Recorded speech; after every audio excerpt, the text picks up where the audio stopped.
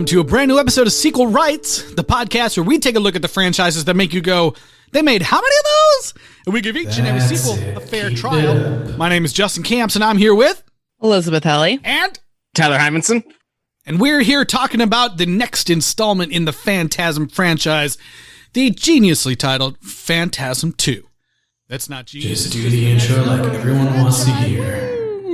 But yeah, I'm excited to talk about this one with you guys. But before we get into that, why don't we hear from Elias about where you can reach out to us each and every week?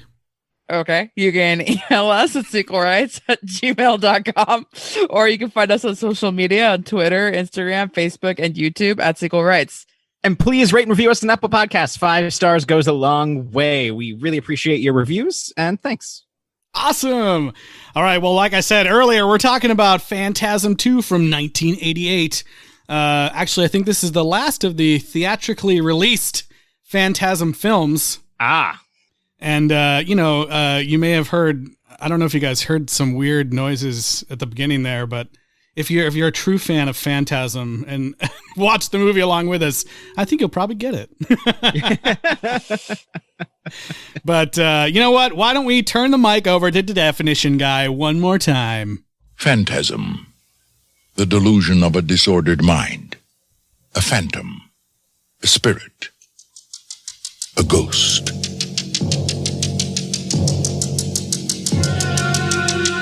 For 10 years, the secret of Perigord Cemetery has remained a mystery. Now, 3 innocent people are about to discover the ultimate evil. You think that when you die, you go to heaven. You come to us.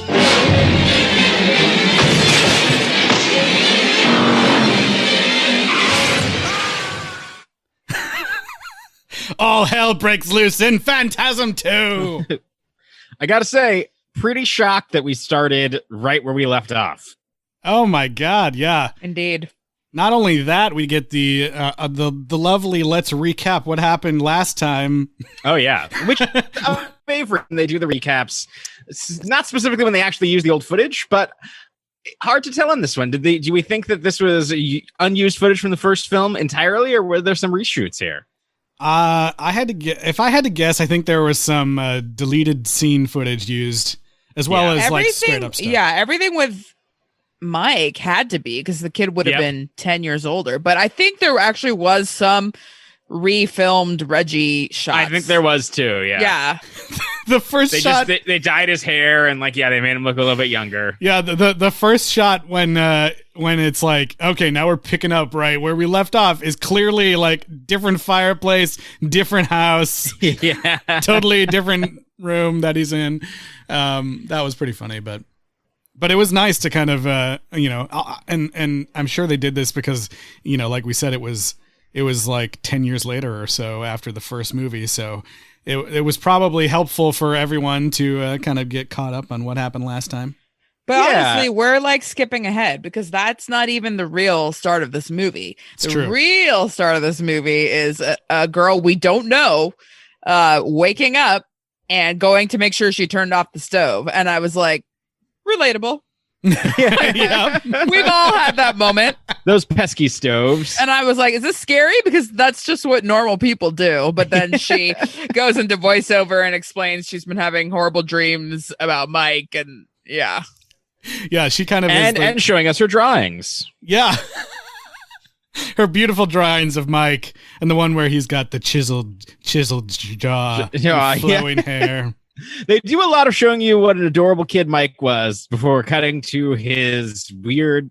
It's like one of those things. It's like Mike 2.0. Yeah, Mike 2.0. James LaGrasse or however you say his name. The new actor playing Mike. Which if you guys weren't a fan of the acting in the last movie, well, hold on to your butts. With this guess one. what? The important thing is that you guys' favorite and my least favorite, Reggie, the child molestering ice cream man, is back. I know. Yeah, as soon as there was a point in this movie where I had to say aloud, "Damn it, Eliz was right." Well, dude's yeah. a fucking creep. For like part of the movie, I'm like, oh man, I can't wait to be like, so Eliz, what do you think of Reggie now? He's just being a badass and like helping out, and then about halfway through the movie, certain thing happens, and you're like, how old is that person? They basically pick up a lady hitchhiker, and then like they're thinking about like whatever, and then the movie stops on a dime, so Reggie can be like, gets lonely on the road. Yeah, he literally says, man has needs. He literally says, it gets hard on the road. Right. Is what he says. He said it gets hard. I was like, oh. And then Mike is like, yeah, I guess that's a pretty logical, horny explanation for what you want to do. Yeah. But you know what? Go ahead. I was going to say, I do have sympathy for him because we find out that in the, 7 years that Mike's been in a psychiatric hospital, I'm assuming he was put there by Reggie, but yet they stayed friends. Reggie also, I think, got a wife and child. Yeah. That was what was implied. And also, it's possible that he had a wife and child before. He just was just dropping over at Jody's house. It seemed like the child in question, though, was pretty young because he said she can't wait to meet her uncle Mike for the first time or whatever. And also, it seems like he stayed friends with the deleted scenes aunt from the first movie that we never got to see. That's right. Because Mike's being released. Yeah, the reason that it's unclear what Reggie's family composition looks like is because we never see them. Because upon Mike's release, they head back home after Reggie's like, you can't be in the graveyard. People think you're crazy. Like, it's okay. Let's just go home. They go home and the tall man blows up his house. And what I discovered listening to Don Coscarelli's audiobook is that for the first movie, we talked about the hearse explosion and how it was beefy. Mm-hmm. It was this special effects guy who we hired who basically had, I have this old charge from this other war movie that I was in.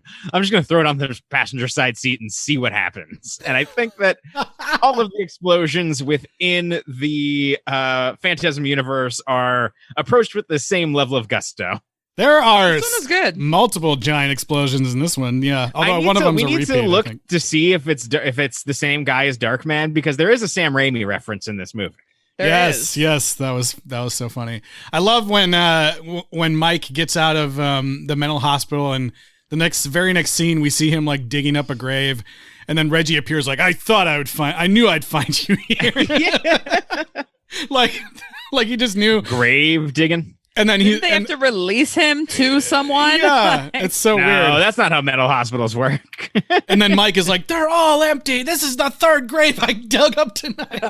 Like, oh, this guy is crazy. Like, maybe based on the probability, they're all empty. Maybe, yeah. But it is funny though when Reggie's kind of like, yeah, so what? Who cares if they're empty? He doesn't seem alarmed by that. I don't know. I think I'd maybe be a little bit like, I don't know. People drown. There's empty coffins. But we should talk about, so since the movie continues, we skipped over this whole fight scene with all the Jawas in the beginning. Oh yeah, and we get to see what Jawas actually look like under those hoods. Yeah, they all have. And they look like Mel Brooks is the Yoda character from Spaceballs. Yeah, pretty much. And Reggie gets to fight them off, and he eventually blows them up in a great way. But I wanted to just talk a little bit about so this confirms. So the fact that it continues straight on like this confirms that like that ending that we got in the last movie, like the whole thing with them trapping him in the mine and Jody throwing the rocks on him, none of that happened. Apparently Jody just died somewhere in a car accident. Yeah, so like most of the movie potentially didn't happen, and even though I guess they still know about the tall man, so I just thought that was really interesting that they decided to just go in like, oh yeah, that ending that we saw in Phantasm 1, that was the real reality. It wasn't like that part was a dream. Right. And even Reggie is it's so weird because then when Reggie meets him at the cemetery and he's talking about like how he blew up his house or whatever, he has that weird he has that super awkward line where he's like, that story about me blowing up my own house because it was infested with midgets. And I was just like, wait, so he doesn't remember that? That didn't happen? So there's still some weird, like... Yeah, right. Like, yeah, he's like, oh yeah, no, that didn't happen. Some weird mental patient dream logic stuff, or maybe it's like a tall man thing that he like pocket universe. By the way, that one of the Jawas is Ed Gale from Chucky and Bill and Ted. Oh wow, nice. So. They do make some reference in this movie that like, you know, Mike and this new character Liz are special, and that's why they're the only ones who can see what's happening with the tall man. So even though Reggie believes it after he sees the other explosion. Yeah. At a certain point, he's like, let's go fuck him up. Like, later on in the movie. So I don't know. It doesn't quite make sense. But. This movie takes the alien to aliens approach where it's yes. Like, we're going to turn this into an action movie. Well, I thought you meant the S with the $sign being written on aliens on the whiteboard. Yeah, I mean, it's like phantasms. It's similar to the like Evil Dead to Evil Dead 2 situation, where it's like, you know, like you know, I think there's a reviewer critic quoted on the Wikipedia talking about like that was just the, you know, that was the modus operandi for sequels in the 80s. You know, it was like the second sequel's got to have more guns, be more action, bigger everything. Yeah, and things are funny now. Yeah, and I'm not saying that I don't mind that, honestly. I got a kick out of the quadruple barreled shotgun. The single use quadruple barrel shotgun. Apparently, my god, that was so great. I love that the whole movie you're waiting for that to happen, and then when he finally uses it, he's just like, throws it away. We should talk about their gearing up montage. Yes, we should. Mm-hmm. So they break into a hardware store somewhere on the road, and after Reggie immediately seeing his house blow up, has decided now it's time to go kill this guy. I believe everything. Yep. Sorry, you were in a mental hospital for 7 years. Real. And they're in this I don't know, what does he say? Mike's like, let's go shopping or something stupid. Yeah, and it's like a store that has plenty of guns and rifles, but those multitudes of guns and rifles are not good enough. Oh yeah. For them. And chainsaws. You have to make your own quadruple barrel sawed-off shotgun, right? Is that what that is? I'm not a gun person, so I don't know the term. No, that's not a thing. A homemade flamethrower? Yep. Well, yeah. And that doesn't light itself. It doesn't have it's not a self-lighting flamethrower. Yeah. Sure. I kind of liked this because I felt like it was an extension of Mike's, escape from his bedroom moment in the first movie. No, absolutely. Where now they're like, oh, let's take that even further, and they're going to craft all their own, unique weapons for this movie. The normal guns can't hurt the tall man. We need to make a flamethrower and put an extra shotgun on top of another shotgun. That was really funny. Like, Reggie initially grabs like a rifle, and Mike is like, hey, no, long guns aren't going to work on this guy. We got to get up close and personal. And I'm like, why not just snipe him from a distance? I don't know. Have you tried? You haven't tried that? You haven't tried it.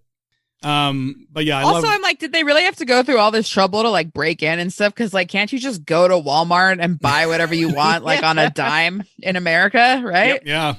Yeah. I love that they go the supermarket sweep way and like grab all the oversized tools to start. Yeah. Like, give me the giant knife. Yeah, and the giant sledgehammer and the giant shovel. Yeah, it was basically like a white terrorism tutorial scene. Yeah. We just watched them put together a bunch of weapons. And we didn't even get any like, we need a hero montage music or anything. And also, like, that mask that Mike wears when he's using his flamethrower, isn't that a mask, like, for welding? For when there's, like, it's not for flamethrowers, right? No, it is. The hardware store does not carry flamethrower masks. Yeah, okay. I don't know if there is like, such I'm pretty sure those masks are for when you're, like, welding and there's sparks everywhere. Anyway. Yeah. It would be very uncomfortable to wear that. Yeah, and hard to see. Absolutely. I mean, are you supposed to use your flamethrower indoors to light the fireplace? I don't think you're supposed to do that either. Yeah, seriously. But Mike is just that cool, man. He's so cool. Mike doesn't care. He's like, whatever, man. Whatever. There's multiple times in which he uses the flamethrower where he has to light it first, and it completely defeats the purpose of using a flamethrower. because you have to first it just whatever. The flamethrower and the chainsaw end up getting the most work, I think, out of all the tools they grab. Do. It's almost like there was a chainsaw in another movie. Yeah. And so, like, I know. At this point, like, the movie turns into this, like, what I thought was kind of interesting was, like, kind of like a proto, like, Sam and Dean Winchester in Supernatural, like, here's Mike and Reggie on the road in a muscle car hunting down monsters. It was like the same kind of thing. And they're, like, stopping at all these other cities that the Tall Man has been to because Mike... And the Tall Man is... Oh, go ahead. I was just going to say, they say the Tall Man has been going from city to city, like leaving these cities absolutely empty with just abandoned car wrecks everywhere that nobody bothered to clean up. And it's just like, okay, but they didn't do that to your city. Yeah. And it doesn't make any sense. They stopped him because he saw them. And so he had to move on. Well, and in the first movie, they made blown. it seem like he was there for hundreds of years just in that one town. Right. Well, there's a lot of people. Those other towns were smaller. I don't know. No, it makes no sense. I was just like, okay, so now the Tall Man's gotten into gentrification. He's Walmart now. He's killing all these main streets. Like, he's reverse. Yeah. It's like, he's sucking the souls out of these towns. People are buying all the same brands down at the Walmart. Yeah. I mean, yeah, as ridiculous as that new piece of knowledge is about the Tall Man, I did think it was cool, like that first town they went to, and they have the shot of like the graveyard, and all the graves are dug up and totally empty. And no, it has some like real set building that was pretty cool. Yeah. This being a sequel, again, like you can tell that the budget was upped on this one as well. There's like way more practical effects and crazy stuff going on in this. Yeah, but built sets, cabins, B&B. Yeah, houses. We check back in with Liz, the blonde girl from the beginning, and her grandfather has passed away, and so her and her annoying sister are the only people that grandma has left, and the priest is comforting her, whatever, and so they all leave, and then the priest is like, I can no longer like stand by and let this horrible thing happen. And I'm like, okay, if you've seen it happening for so long and like you're part of it, like I don't understand. But anyway, he decides to stab an already dead body, which I'm kind of like, what is that gonna do? I don't know. But so he stabs the already dead body of Grandpa, and then as he stabs it, it cuts to a close-up of Jesus on the cross in the church. And then they reveal that Grandma had snuck back into the church, and she screams and faints. She's like, oh no. It's so funny. I did kind of like, I mean, this was like out of nowhere, like why is the priest doing this all of a sudden? But I liked that it kind of revealed a little bit more about what happens, like, because we were like, initially in the first movie, like, how do they get turned into the Jawas and what's the whole thing? And now we get a little bit more of an idea, like, oh, it's something that happens during the embalming process, and maybe because like when he stabs him, that yellow goo comes out, so you're like, oh, so they're putting like maybe his blood in. They're filling him with goo.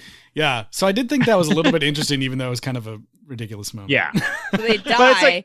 Yeah, they fill you with goop, then they let your family have the funeral. Right. And then they put you in the barrel. Yeah. I guess. To crush you down. I don't know. We do get to see inside of a barrel this time of somebody looking out and being like, wah, wah, wah, wah. Yeah. That part was weird too, because I'm like, oh, Reggie looks in that barrel like he doesn't know what's going to be in there. Even though we saw him here. Do the same Is it going to thing. be a bunch of candy beans? Like, oh no, horrible monster. Oh no. I was hoping for jelly beans. And it may just be that I haven't been to enough old-timey mausoleums in my life, but they all look very similar in these films. You must go see more mausoleums in your life, Eliz. It's the only way to have civilized culture. I think they do look like that. I like that this one has a little bit more feeling of like it's a never-ending mausoleum. The other one did a little bit, but this one you get to see more. Well, the other one was actually they made like a special 8 hallway like center, so they could like film all these different people coming and going. The marble, and it was actually marble construction paper, which was again an idea by his mom. That's amazing. That's amazing. That's amazing. The mausoleum has lots of urns, and this place does have a crematorium, and many of the people are burned. That when we see them die, they are burned up, and so I'm kind of like, well, burning people is useless to them, right? Yeah. It's just like, well, they said cremated, so I guess we got to do it. Maybe. Yeah, maybe for the people who actually want to be cremated, they need to have evidence that. They put cremated. We built the oven. We got to do it. I mean, Mr. Raimi's family is going to be furious if we don't. Yeah, this is the Sam Raimi call out before, where they're jumping somebody's ashes with there's 2 vertebrae that apparently didn't burn up. Yeah, and the guy's got to use one of those hammers that you use for cooking to kind of knead the dough meat or whatever. Yeah, the meat tenderizer. Yeah, to crush the bones, which I thought was so. What weird. is there anything behind that joke? Were they pals or I don't know, enemies? I know that Evil Dead 2 came out the year before this, so maybe it was just a nod. Maybe it was a nod to him. Yeah, great job. I think that they were fine afterwards. I know that they did some of those Masters of Horror things together. So, but I don't know if at this time they were actually friends. Yeah. Either way, because all of those horror guys are pretty much buddies. Yeah. So at some point we pick up a hitchhiker that you mentioned. Yep. Alchemy. Cammy for short. Name. What a name. What a name. What a character. Yeah, that we'll get more into that. We actually skipped over one cool thing that happens in the first town that they go to. We get a cool little puppet gross special effect. Yeah, this is probably the coolest special effect in the movie. And it's weird because they think it's Liz. Yeah. And there's really no way to indicate that it's not Liz. Right. But they still decide to use the flamethrower. Well, to be fair, Reggie does. Yeah. But also, wasn't that after it had started coming out of her back? There's no fixing that. Caterpillar baby came out of her back, but yeah, but that doesn't mean that it's not her and that it's not salvageable. Remember that there's no fixing alien that came out of the girl in Basket Case 3, 2? No, well, I just think back to was it Prometheus or was it Alien? Whatever one that had the magical abortion machine Prometheus. on the plane. Yeah, just take her to one of those. Abortion. They could have given her a magical back abortion. That was so gross.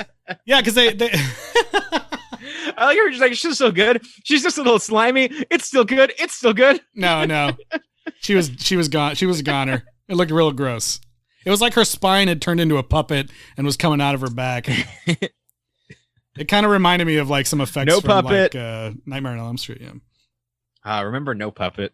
No. Those were the days. But yeah, so we pick up the hitchhiker. Reggie is super horny for her. They have a whole conversation while peeing on the side of the road. Yep. And you can hear the pee noises. That's the most important part. That's you know he's actually peeing. I gotta say, I was really disappointed that this girl's name was Alchemy. I mean, probably showing that she came from a super weird family or background, and it never really turned out to be anything. Yeah, I mean, I expected cult of some kind. Maybe they worship the tall man. Yeah. Turns out she's just is the tall man, probably. Yeah. She did have a weird background, yeah. But so they go to her town that she's been out of for 10 years, and they're going to go to her uncle's Airbnb because they've been so nice and helpful, which is a bombed out abandoned building. Yeah. And for some reason, they still want to get in and stay there. Yeah.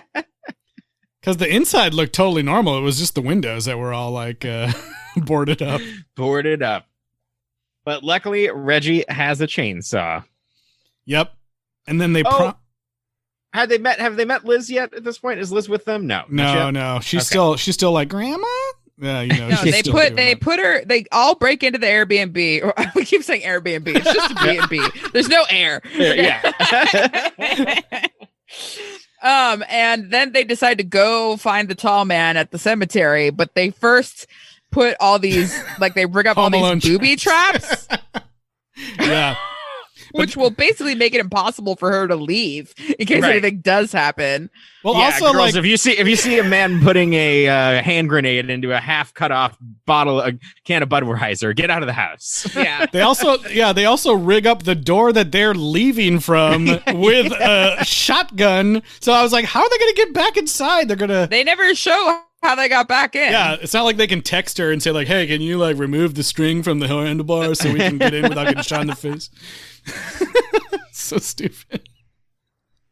But this is when they leave to go to the tall man and the mausoleum right at the same time that Liz is also going there, right? Because her grandma's been taken from her house, and he leaves that gross calling card of the like hairpin that she stabbed in him, and then he licked his own blood off of, which was real gross. So then they're both like all three of them converging on the mausoleum. So do we think that the blood is nutritious to him, or do you think it's like when the weirdo in the movie like licks some blood because he wants to show how crazy he is? Weirdo. Yeah, definitely weirdo. Like, well, it could just be nutrients. It could just be like food's food, man. No, I think it's just a gross moment to be like, oh man, the tall man is blood. And it's like, that doesn't make you look tough. You need a tetanus shot, sir. Yeah, I don't know.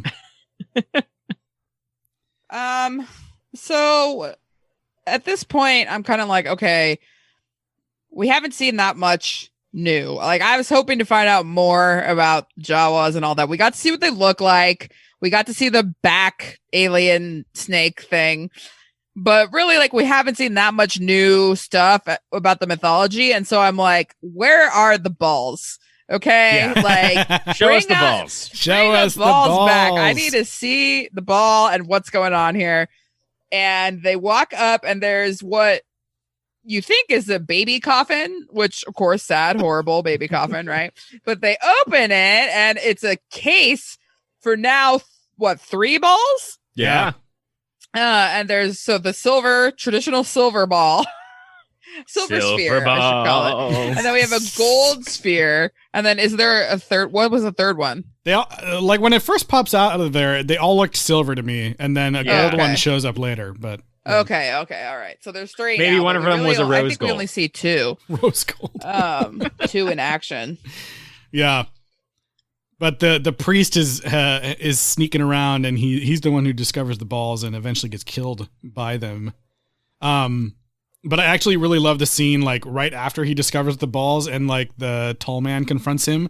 And he says that awesome line from the trailer, like, you people think that when you die, you go to heaven, but actually you come to us. Which that was, like, probably the best line in the movie, I think. It was. And then he does this awesome thing where he, like, you know, telepathically chokes the dude with his rosary. And there's this awesome shot of, like, the cross on his rosary being like holding him up and being hung upside down, which I just thought was like a really cool visual of being like, oh, it's shit. Like a scene from The Conjuring happening in this movie. This guy's it's kind of disturbing, like, especially with cutting wide and like watching a man hang. It's like, so you're like, oh shit, is he like a demon, or he's got some sort of like, you know, Jedi powers? Yeah, I don't know. Is Count Dooku on the run?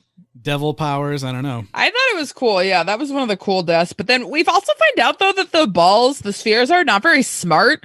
Like, they don't know what they're stabbing. Once they stab something, they just go, the drill comes out and it drills through whatever. So it doesn't it's like a one-time use, done. Yeah, and sometimes the balls are so stupid they go through a guy's back and they come out his mouth. Doesn't make any sense. Okay, that was awesome. That was probably the best. That part. is like the best moment in the movie. It's so great.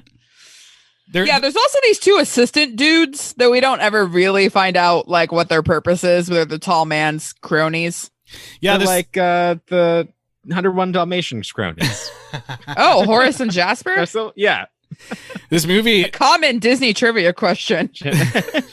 This movie has so many more minions for them to deal with. They've got like the assistant mortuary guys, and then they've got who we hear called the Gravers, who are like these guys in like hazmat suits, like digging up the graves. And I loved the look of the coffins that they brought in, that they were all like covered in moss and like smoky, almost looking like they were like dry ice or something like. Yeah, so not only do they take like the recent dead, they also go into the cemetery and dig up all the old dead and transform them. Yep. Any body'll do. It's unclear at what point you become unusable. Yeah, unclear. Well, I mean, I assume at some point, but maybe they can even use the people in the ashes with the little bit of bones. Maybe they can use them. I don't know. Yeah, we don't really know what they're doing with those. Be. And that's kind of my biggest complaint about the movie is that we didn't really get any new information. No, this is the thing that happens with the sequel where it's more or less trying to hit the exact same beats. Like the plot is different. But if you looked at the arc of the movie in terms of what beats happened and like what effect, like there's a jump scare here, there's that type of thing. Like this follows the same outline to varied levels of success. Like I don't think that there's enough added here where it feels like it really earns to be something different.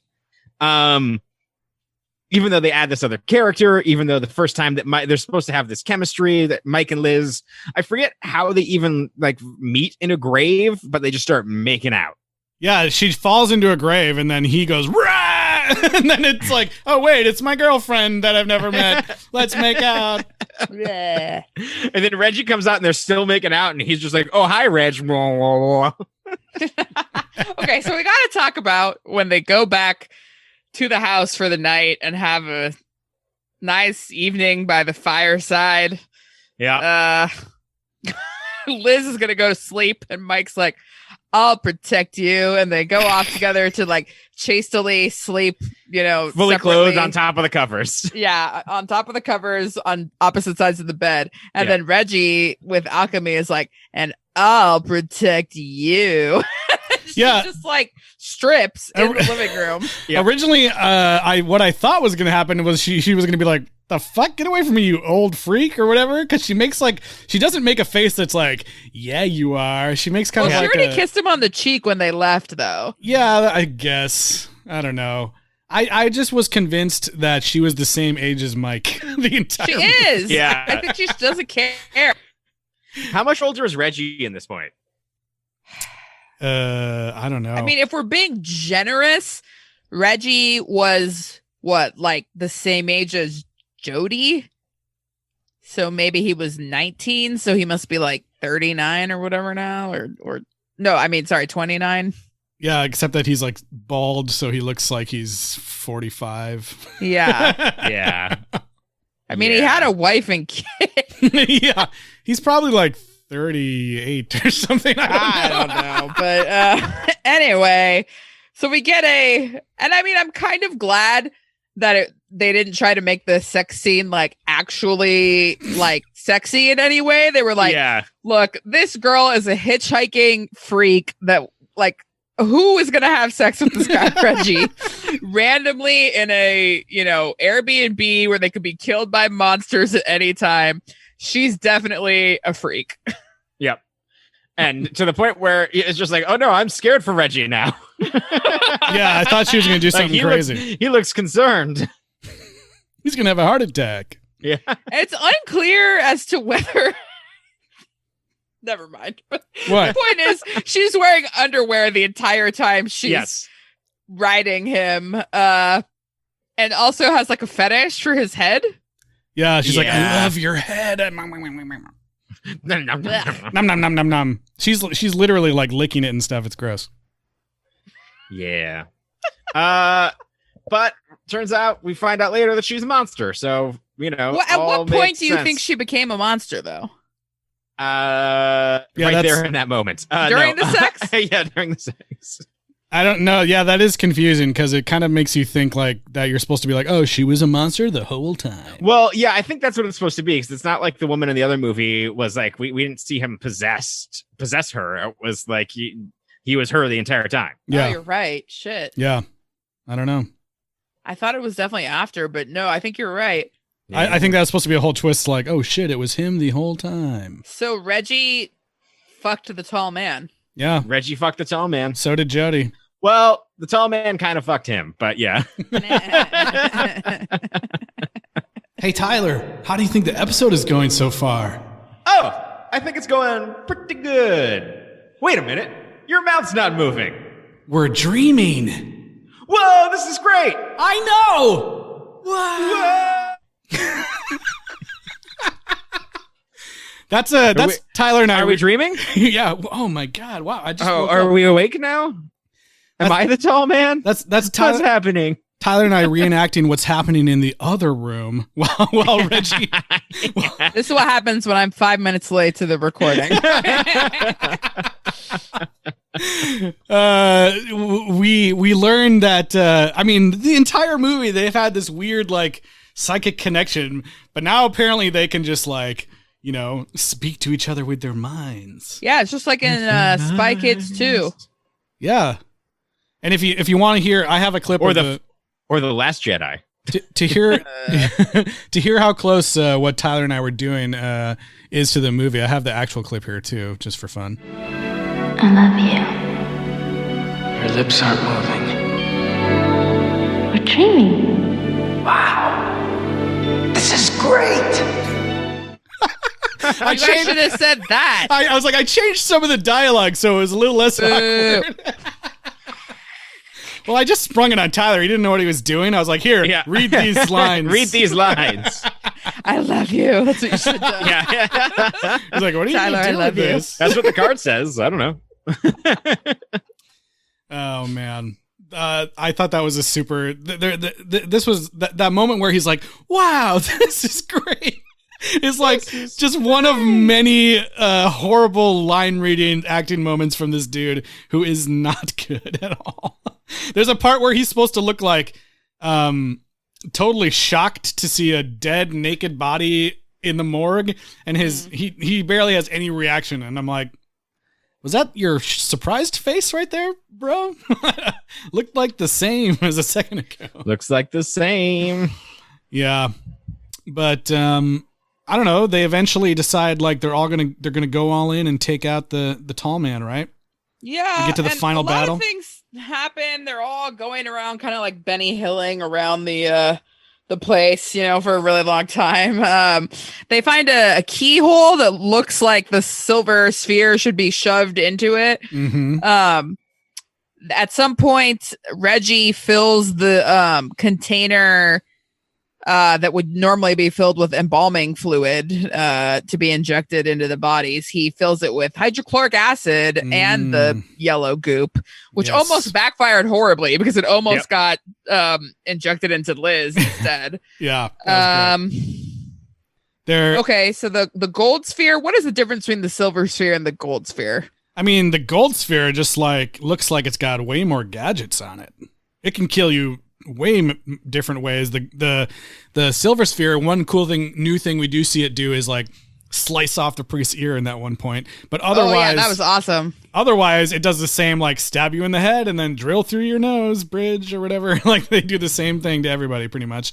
The gold one on the other hand has like, it seems way more aggressive. It's got laser bullets. It's a predator.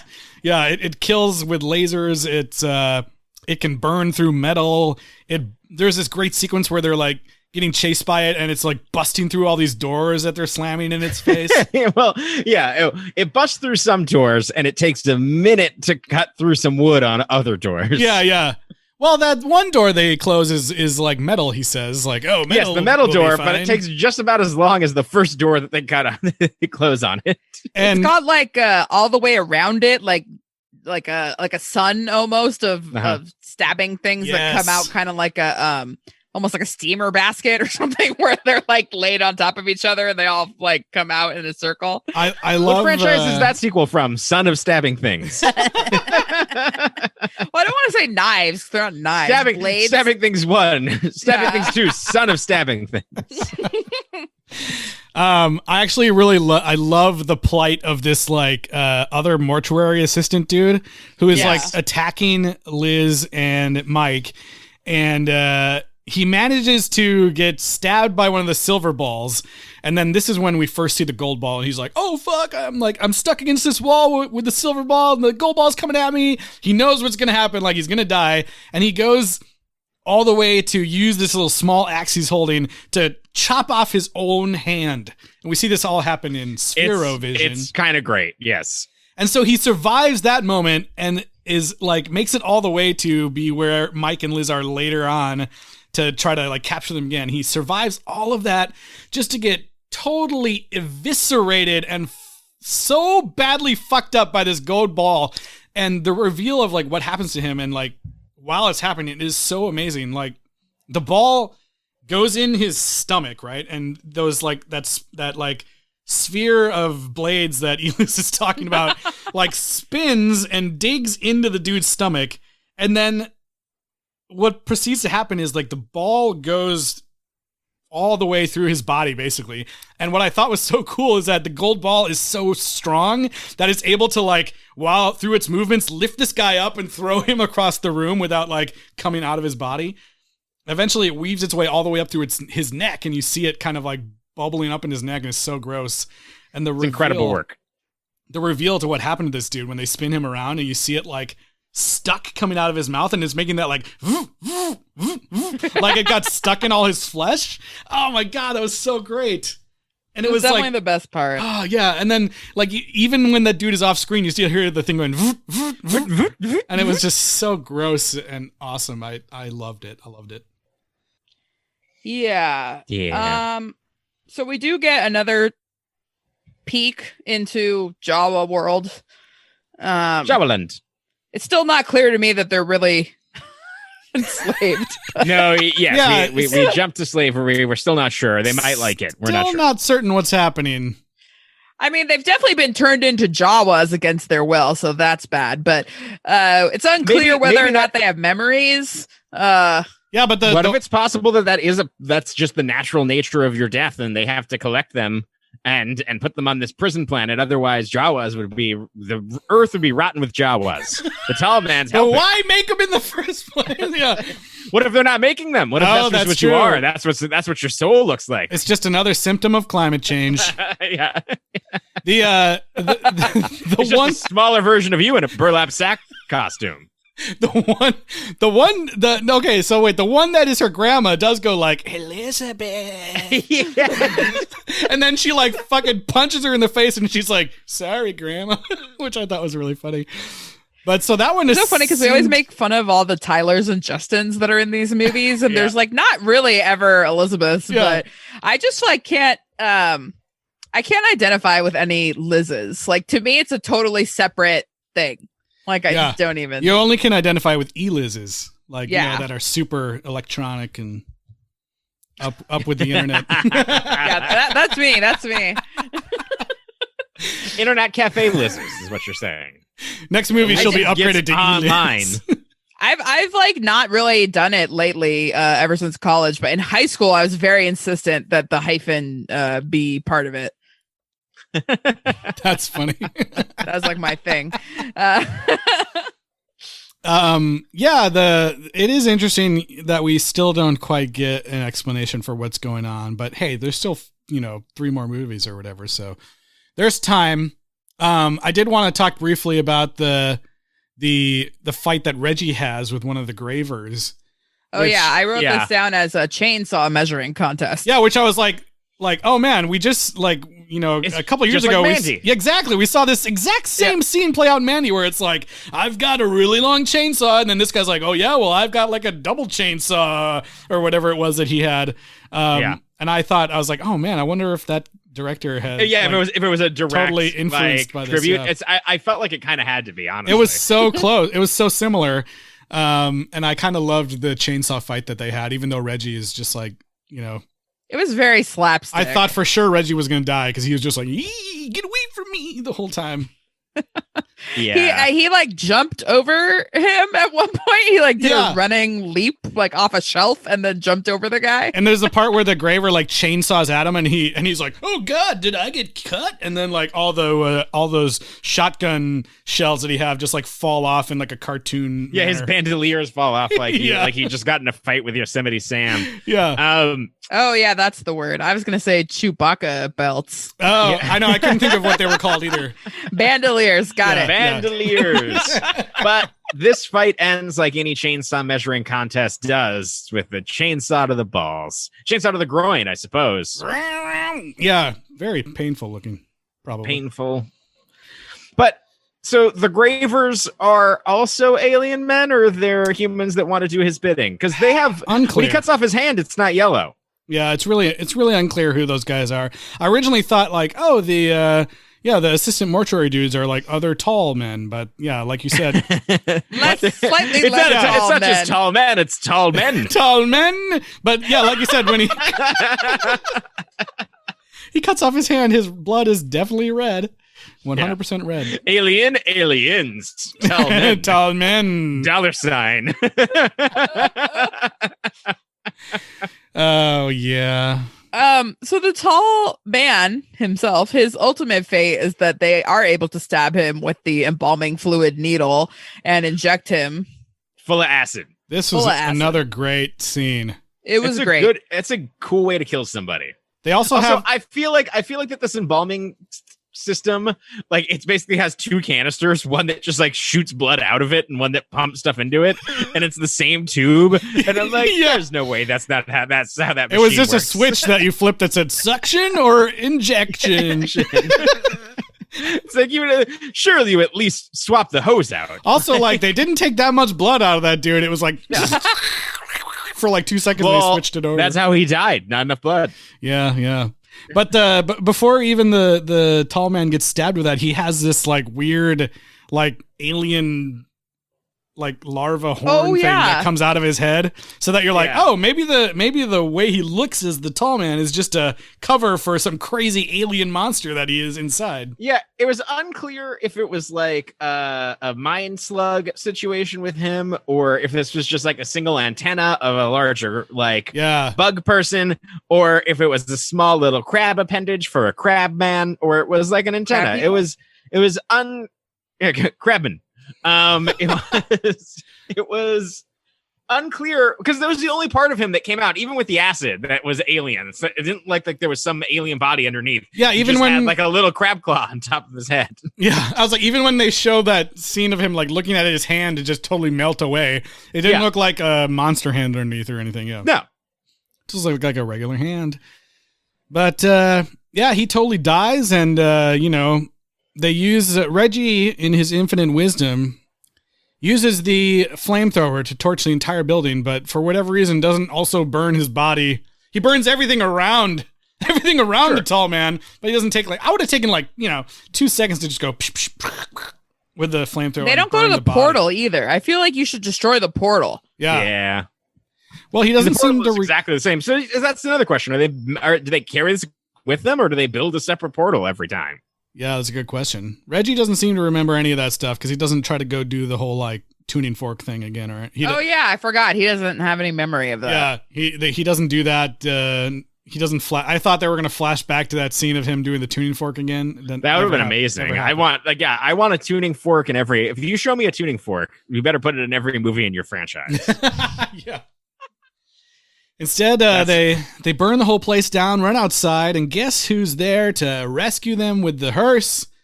It's Kemi herself. Alchemy. Even though Reggie was like, "Get out of here, Kemi, drive south and go away from me." Drive 100 miles exactly. And she's like, "But I will ever see you again." And then he's like, a real cool guy, puts on his sunglasses, and he's just like, "Probably not." He says something like, he says, "If I'm able, I'll find you." And she's like, "What do you mean?" And then he just walks away. What do you mean by that? Which is again, feels something that a 13-year-old would think was real cool. Yeah, he does wear sunglasses in this movie. I guess the tall man can embody multiple people at once. I guess. Yeah, I guess. Unclear if they have little crab claws underneath their heads. So yeah, it turns out she's him. She pulls off a piece of her head. No crab claw comes out. Yeah, just like some of her hair, her fake hair, apparently. Yeah, it just kind of pops off. Yeah, it's creepy. And then Reggie totally gets got. I think. Do we think this is going to be a Kenny situation where Reggie's going to die in every single movie? She's be like, "Oh my God, they killed Reggie! You bastard!" Yeah, bastards. That would be that would be funny. Yeah, I am curious because like it ends very similar to the last movie. Where it's like, Mike's certain. Yeah, there's the tall man, and then they get pulled out by a bunch of hands in the back of the hearse, and that's the end of the movie. Yeah, Mike's it just ends with them being attacked and them seeing Reggie like up on the window, right? Reggie was stabbed, right? Yeah, he's like, help me, and then you see the hearse continue to drive off while Reggie's just lying dead on the ground. So, okay. And the hearse drives off, and then it opens up the front thing, and the tall man says something like, "It's me again." Mike's just like, "It's okay. Well, it's just a dream. We're gonna wake up soon." That's right. It's gonna be fine. And then he breaks it. He said, "It's not a dream." Blah. And he comes through another window. All the hands come cool through. Too. Yeah. He doesn't say the it's tall me man. again. The tall man, if he has a move, it is clasping people on the shoulder and coming through a window Frankenstein style. Yeah, both hands out. He grabs people. So he grabs people and says stuff like, "Hello again, and goodbye." Oh yeah, there's that point where he just picks up Liz and throws her, and it's obviously a dummy, and it bounces off the wall. That was great. It's amazing. yeah, pretty funny. It's like a mannequin toss. Also, Liz killed her own Jawa grandma with a ceramic urn. She did. And she's just like, "Sorry, Grandma. Didn't mean it. Sorry, Jawa. you look fucked up, so I gotta kill you." All right. So, should we rate it, or should we talk about where we think this is going? I think we should rate it first. Okay. Let's rate it. How many single-use quad shotguns would you give? Phantasm II. I think I'm going to give this film 6 single-use quadruple barrel sawed-off shotguns, homemade from some hardware store. Erector sets and parts of some guns. I gotta say, like when he was holding that gun, I was like, "Oh man, I wish I could like have that as a prop or something." Yeah. That would be so cool. There's actually, if you were a big fan of this movie, I think there'd be some great Halloween costumes you could get out of this one. Absolutely. That was another thing that crossed my mind while watching it. I think that this movie was totally fine, and I had a fun time with it. It is a little bit more like, it's just like more Phantasm, and with a little bit like a lot of bit more goofiness and some ridiculous action. And I got a kick out of the terrible acting sometimes, and I just think, I had a fun time with it. I think it gives you enough, like by the time you get to the end of the movie, I do think it takes a while to get to like the new things like you were talking about, Eliz. Yeah. But I think once those things do happen, and we do get to see what some of the budget was saved for on special effects, I think that it's really cool and worth the wait. So I don't know. I give it a 6. Oh man, I was really mad, but talking to you about it more, of course, has made me like it more again. So I'm going to give it 5 quadruple sawed-off shotguns. I had a really hard time paying attention to this movie, and multiple times just kind of like realized I had no idea what was going on and had to like roll it back. And just, it was really slow and hard to follow for a lot of the first half for me.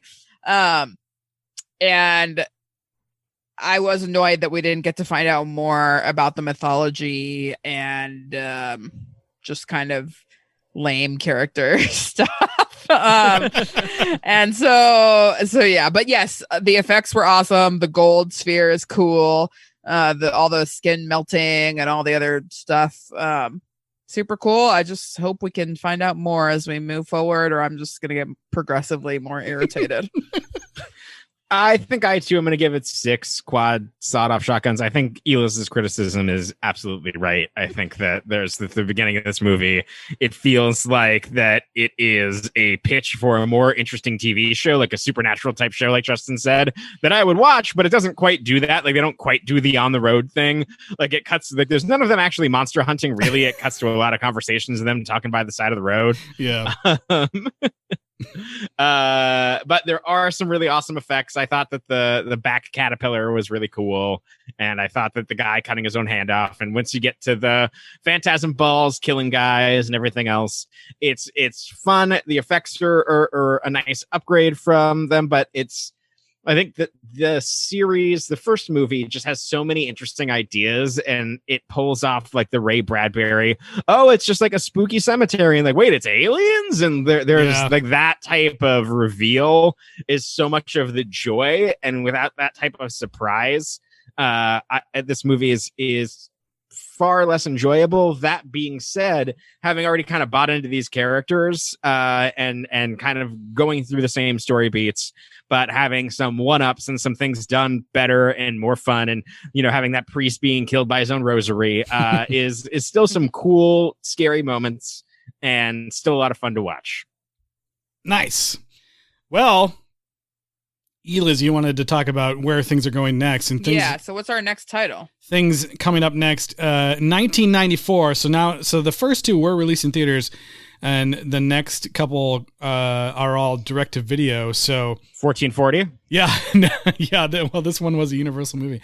So 1994, we get Phantasm II: Lord of the Dead. Okay. All right. So a little bit more to go off than just Phantasm 3. Maybe we go over to the Dead World where Red Skull is protecting the Soul Stone. Yeah, maybe. It's like, yeah, maybe we are going to find out that the tall man is more of a gatekeeper of death or the afterlife or something. And maybe. How old is the tall man actor at this point? Like, when are we going to lose him in this? It's a good question. Anyways, that's a good question. Just something to think about. Yeah. I don't want to actually look it up right now. There could be taller men. I feel like the tall man is in all the movies, but as far as I know. So I'm going to guess that Reggie did not die. Yes, I agree with that. We will never see, hear, or mention Liz again, is my prediction. No Mike and Liz forever? I think that's also true, yes. And I don't know. I guess part of it is going to have been a dream, but I don't know. But we better find out more about the tall man's origins and planet and whatever. And I guess at this point, you got to up the ante with another ball. Maybe a cube of some kind. Maybe there's a Hellraiser crossover. Okay, so the first movie had 1 ball. Second movie, 2 balls. Or spheres, or whatever you want to call them. Third movie, 3 spheres. I think you're 4. right. Oh, I was gonna say a cylinder. A cylinder, 2 balls. One of the things with the so long as it's blue, it's allowed. Yeah. With the spheres that I loved was like the tall man just pulling it out of his head and crushing it like it was nothing.